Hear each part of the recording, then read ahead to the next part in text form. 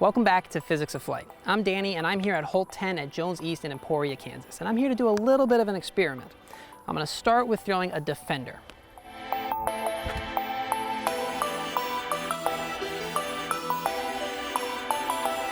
All right, so that faded out way left, but let's try a Maverick thrown the exact same way.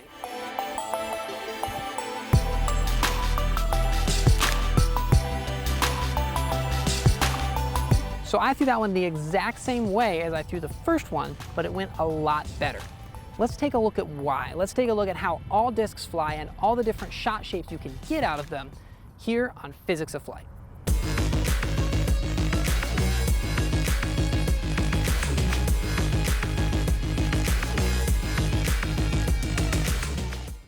Every single disc is different from every other disc, and that's caused by the shape of the rim.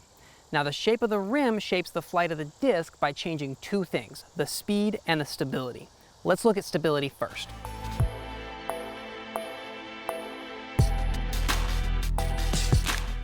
The angle that a disc is on while it's flying is going to dictate which direction it moves. So if a disc is on this angle, it's going to move this way. If it's on this angle, it's going to move this way. I think that's because the disc is shaped like a wing, so it's generating lift, and also it's falling, and so the wind is going to be pushed over to one side, generating movement that way. Every disc is going to move towards a vertical angle at the end of its flight as it slows down, and the direction that it goes at the end is going to be caused by the spin. So a clockwise rotation is going to move to the left, and a counterclockwise rotation is going to move to the right. This is known as fade. I'm going to throw this disc so it rotates clockwise, and you can see it'll fade left at the end.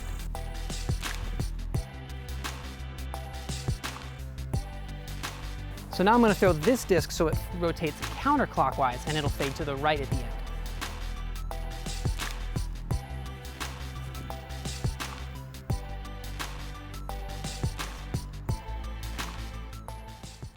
But discs don't just change the angle at the end of their flight. They can also change the angle at the beginning of their flight. This is known as turn, and the amount of turn that a disc has is referred to as stability. So we'll start with a disc that has no turn. This is known as an overstable disc. This is a disc that holds the angle out of your hand and it fades at the end. This is going to be a useful shot for going left because the disc is going to be mostly on this angle for its whole flight. So it's going to be falling, pushing the air this way, and also generating lift towards the left side.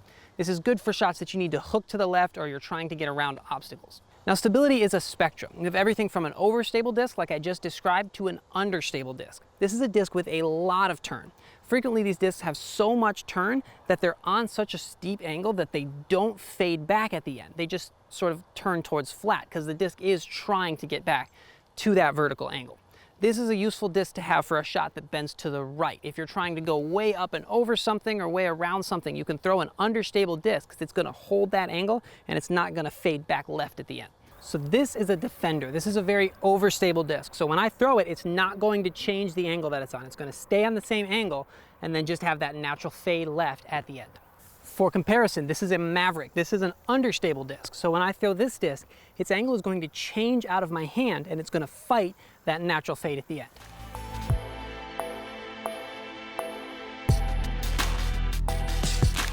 So speed is generally how aerodynamic a disc is. A disc with a wider rim is going to generally be thinner and have less wind resistance, but a disc with a narrower rim is going to be thicker this direction and have more wind resistance. So faster discs are generally going to fade more as they slow down. So to counteract this, they need more turn. And that means as they fly, they're going to fly generally a wider path down the fairway. So for trying to throw straight shots or tunnel shots, it's generally better to throw a slower disc because it doesn't need to be on those extreme angles to fight the fade at the end. It's helpful to think of speed as a requirement to get a good flight out of a disc. It's like if every disc had a speedometer with a red line on it, and if you pass the red line on the speedometer, you're going to see the correct flight. Now, technically, every disc will turn like an understable disc if they're met with enough power. But for discs that we throw as overstable discs, that power requirement is so high that no mere mortals can throw it. The discs that we throw as understable discs generally have a very low power requirement to get that turn, which is why they stay turning for so much of their flight.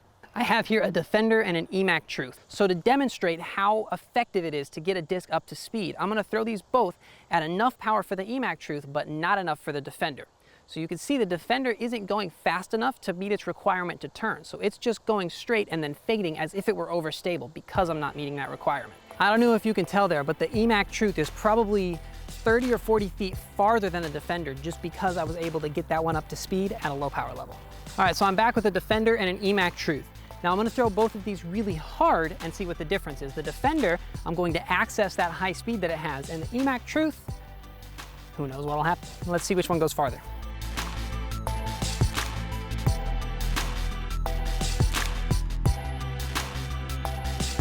So if you can't tell, the Defender is probably 80 or 90 feet farther than the EMAC Truth. That's because I got that one up to speed and was able to throw it hard enough to access that turn. Talking about what shots to throw, I talk about an EMAC Truth a lot as a straight disc. Here's what Anthony thinks about the EMAC Truth. You're absolutely right, Danny. The EMAC Truth is a fantastic, straight flying, shot shaping mid-range for anyone, whether you're a top professional like Eric McCabe, or if you're just a brand new player just getting into the sport of disc golf, the EMAC Truth is one you have to try out. It has a small bead and a small dome, so it's going to be comfortable in your grip no matter your hand size or how it is that you like to grip your mid-ranges. And as far as the flight, it has the stability to hold a hyzer line out of your hand with a lot of power. And if you throw it hard and flat, you will get a little bit of a turn to the right, but you're still going to get that good, strong stability at the end there and have a nice fade out. And on those big anhyzer shots, you're going to have a nice swooping flight going left to right, and it's going to hold that down into the ground. So you can shoot any line, you can hit any gap, you can shape any sort of shot with this disc right here, the EMAC Truth. So I've been talking a lot about how discs fly factually. Let's take it to the course and break down the 9 different shot shapes. I'm going to use an overstable disc, a straight disc, and an understable disc. And until now, I've been talking about everything with a flat release. But you can get a lot of different flights if you use a hyzer release, a flat release, and an anhyzer release. Let's take a look.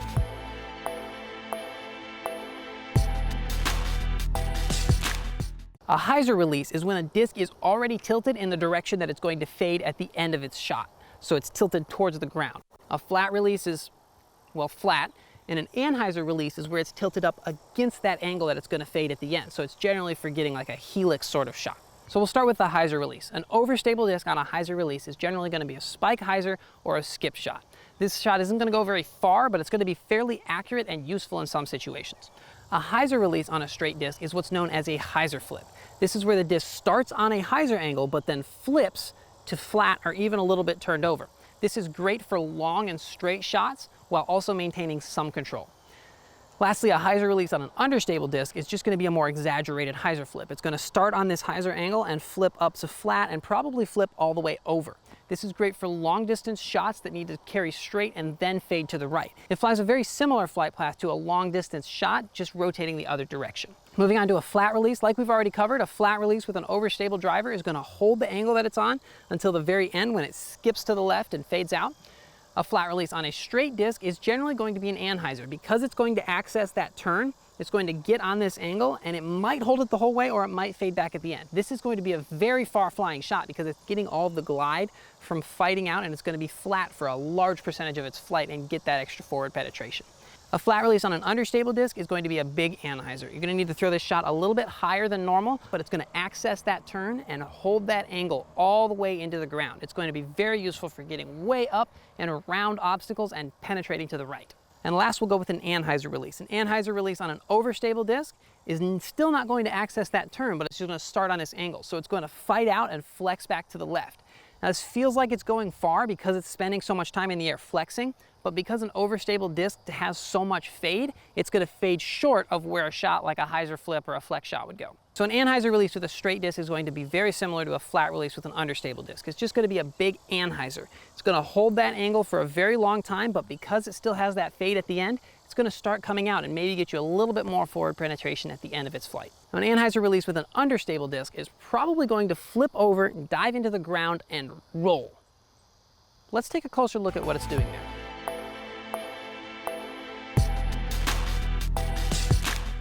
So I've described a roller as an understable disc on an anhyzer, but that's not the whole story. You want to choose a disc that you know how much turn it's going to be, so you know what angle it's going to hit the ground at. The aiming point is going to be the landing zone where the disc hits the ground and the angle that it's on. Practicing these in a field is key because then you can know your disc and know what angle it needs to be on to get the flight that you want. So if you can focus on the landing zone and that angle, you can put it down exactly where you need to. Now, rollers aren't generally going to be as consistent as an air shot because of the inconsistencies in the ground. But generally a disc will start on an angle And then as it rolls, it will curve to the left and then stand up and go straight and then finish around to the right. These are great for low ceiling shots where you need to stay underneath branches, or just maximum distance if the ground is nice and smooth. And one last note here before we jump back over to hole 10 is nose angle. Even if you're getting a disc up to speed, it's not going to fly ideally if it's nose up. So reach back low and follow through high to make sure that the disc isn't dipping and tilting up at the last second. For more technique information, you can check out the last physics of flight we did on the Dynamic Disc YouTube channel here. So now we have all this information about speed and stability and shot shapes. Let's head back over to hole 10 from the beginning and see how we attack it now. So we're back here at hole 10 where I threw the Defender and the Maverick the same way but got a different result. Let's take a look at why. The Defender is a very fast and very overstable driver. So when I threw it with that hyzer flip line on it, it wasn't gonna flip. It just faded left right away and flew to that angle. But the Maverick is a understable fairway driver. It's a little bit slower, so it's not going to move as much left to right and catch the trees on either side. And also when I throw it on that hyzer angle, it flips up to flat and flies very, very straight. And because it's slow, it's not gonna fade out at the end. Thanks for watching this episode of Physics of Flight. It's kind of basic, but I really hope you learned something, and make sure you come back next week because all of the stuff we just talked about changes in the wind.